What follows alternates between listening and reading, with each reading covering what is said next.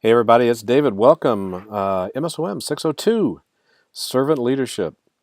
And I'm coming to you today from Grand Lake in northern Michigan in the UP, the Upper Peninsula of northern Michigan. It's a beautiful summer day here, getting out of the heat of Texas. And so I just wanted to spend a couple of minutes with you, welcoming you to the Servant Leadership course. And I want to explain just a little bit about this course because one component here that you haven't had in any of the other courses, and so I wanted to explain a little bit about that, and then just kind of reinforce some of the things that you already know about me and my courses, because chances are you've already had me in a course before. So all those things, by the way, still apply, haven't changed. So that's either good news or bad news for you. So again, welcome to Servant Leadership. Servant leadership is different than leadership. And one of the key things you're going to find is that we will get to that over the period of 7 weeks. We're going to use a building block approach to this. So the first 5 weeks, we're going to be talking about leading in unique ways, okay?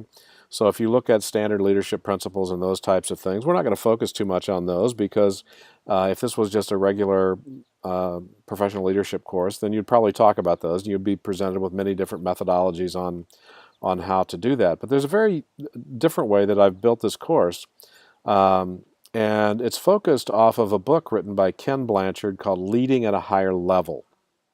And Blanchard is one of the foremost experts, if you will, on leadership, and certainly on servant leadership. And so he has some very unique ways of approaching leadership principles, and that's what we're going to talk about over the next few weeks. And I want to answer this question up front because we're going to get in here, and like I say, the first 5 weeks, you will probably not hear the word servant leadership. And you're going to be, by the time week 5 gets around, you're going to be scratching your head going, hold it, I thought this was a course on servant leadership.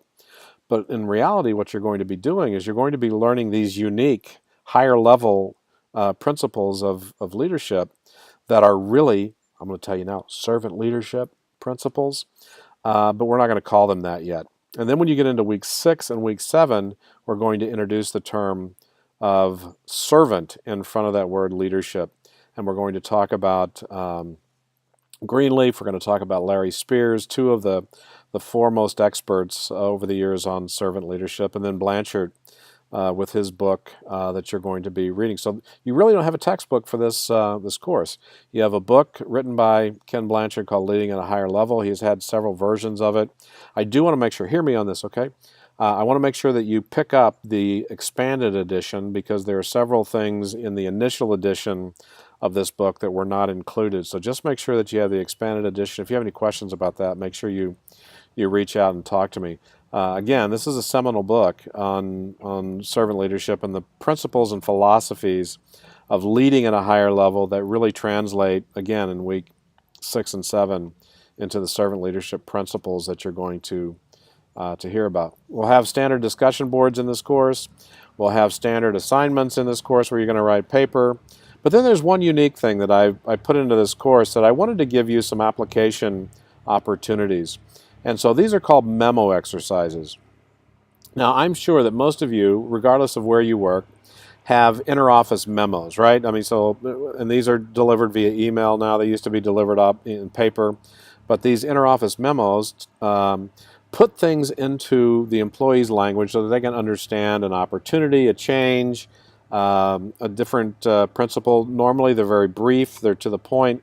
And so for each individual lesson in this course, you're going to be presented with an opportunity to communicate to your employees. I'm asking you to pretend you're either the CEO of the company or the head of your department and to talk with your students in their own language in the form of a memo, an interoffice memo. I want you to make sure that you read the comments that I have about what, why, how, and sometimes when, and you're very clear on putting those together for your employees in those memos. Again, think about this. When you get interoffice memos, if they're too long, you don't read them. You'll get about halfway in and you'll try and figure out what they're saying and then you'll toss them aside. If they're not very clear on what the benefit is for you, then chances are you're going to say, oh, this is just, boss is sending out something else, to to cover herself or cover himself and those types of things. And so it's very important that you're very clear in how you put these together. Now, hear this.